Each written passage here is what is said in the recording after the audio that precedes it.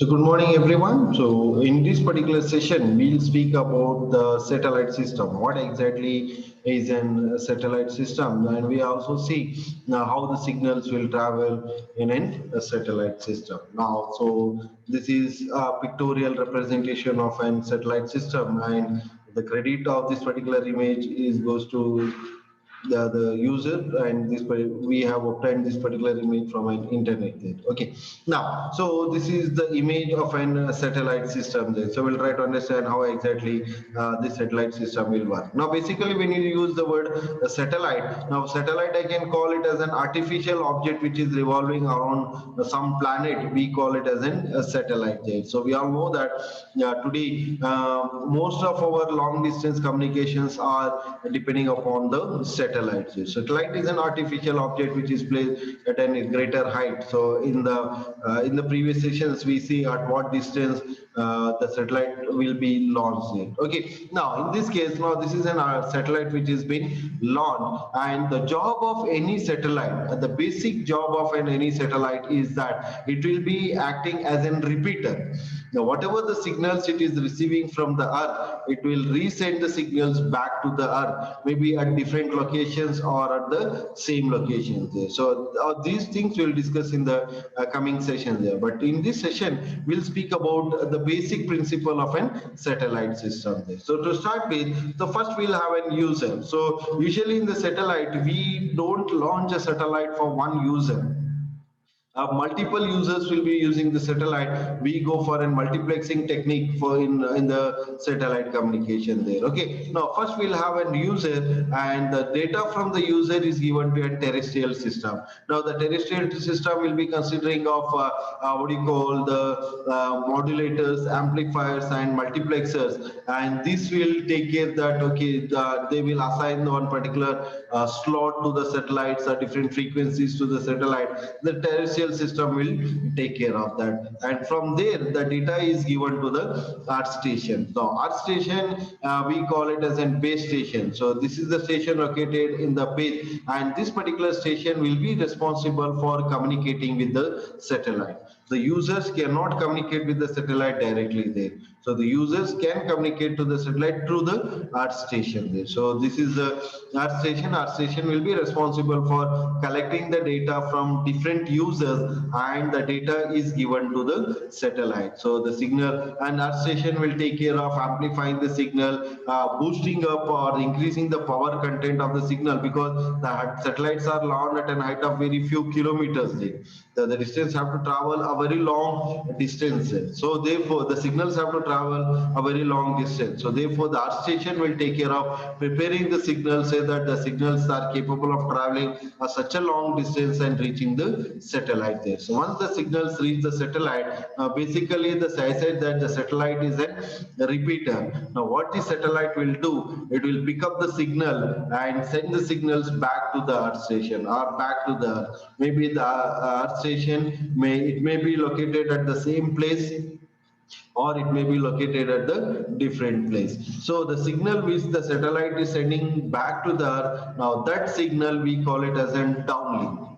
That signal we call it as a downlink. The signal which is being transmitted from the earth to the satellite, we call it as an uplink. So any satellite will introduce a frequency shift of 2 gigahertz between uplink and downlink. So there will be a frequency change, or the frequency difference of 2 gigahertz between uplink and downlink, so that it will try to avoid the interference, to avoid the interference between the uplink and downlink. So satellite will introduce a frequency shift or frequency change of 2 gigahertz. Now the signals is sent by the satellite, and the signals will travel a few thousands of kilometers, and it comes to the earth station. So where we have the receiving antenna, so the signals are received and given to the earth station. So earth station will pick up the signals, it will amplify the signal, it will try to increase what you call remove the noise in the signals, and then it is given to a terrestrial system. Terrestrial system will take care of demodulating the signals and demultiplexing the signals, and finally the signal is given, decoding the signals, and finally the signal is given to the user there. So this is the basic principle of an satellite system, how exactly the satellite system will work. Okay, now I will take an example of an television, because today's television, all the channels what we are getting is through DTH connection. So we call it as an DTH connection. So we'll try to see whether this particular block diagram holds good for that. So we have got a user. So this is a studio, television studio will take care of what you call producing the videos which has to be telecasted to the receiver. They produce the videos or they record it at some different particular place, but and try to upload it. But the signal is ready there. So the television TV station will act as an earth station.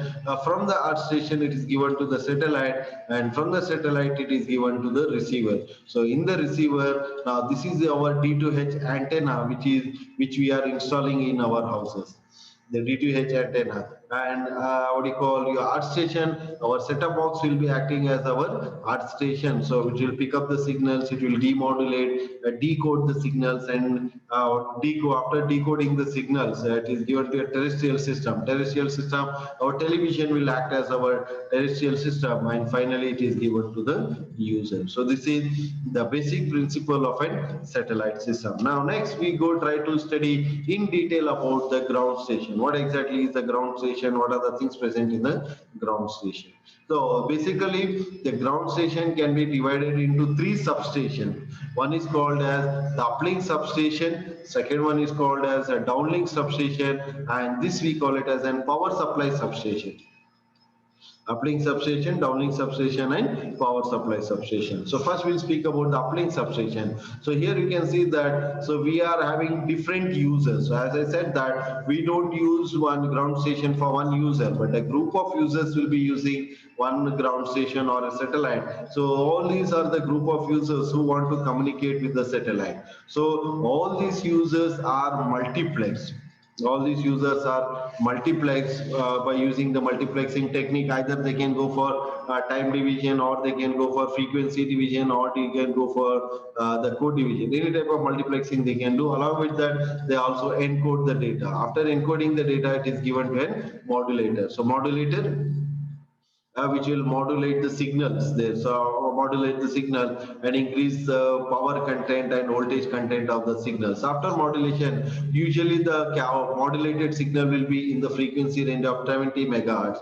Now this 70 megahertz of signal cannot travel a few thousands, or what you call 10,000 or 12,000 or 6,000 kilometers. It cannot travel there. So therefore we make use of an up converter.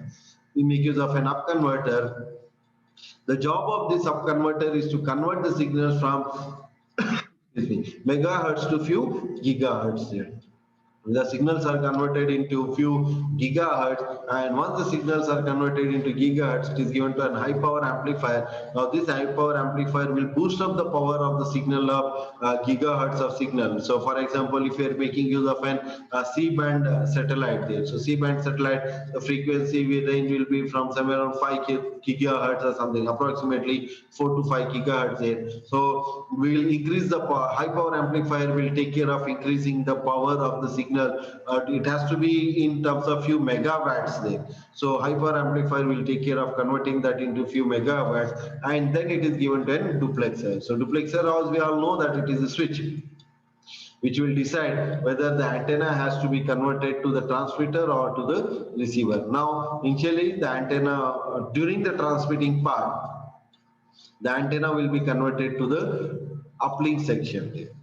Next, coming to the downlink section, the downlink section will be responsible for receiving the data from the satellite, decoding the data, and giving the data to the users there. So once again, the duplexer will connect the receiving antenna to the downlink section. In the downlink section, first we have an low noise amplifier. Now, so first you need to have an amplifier, because the signals are traveling a distance of few kilometers there. So therefore, we need to amplify. Excuse me. So we need to amplify the received signals here. So these signals are amplified with the help of an amplifier. When you are amplifying, we should also take care that we don't add any amount of noise to the signal. So therefore, we make use of a low noise amplifier. Once the signals are amplified, it is given to a down converter. So the down converter will do the reverse operation of up converter. So up converter was converting the signals from megahertz to gigahertz. A down converter will convert the signals from gigahertz to megahertz. Once the signals are converted into megahertz, it is given to a demodulator. So whatever the modulation is being done at the transmitter will do the reverse modulation, or the demodulation will be done.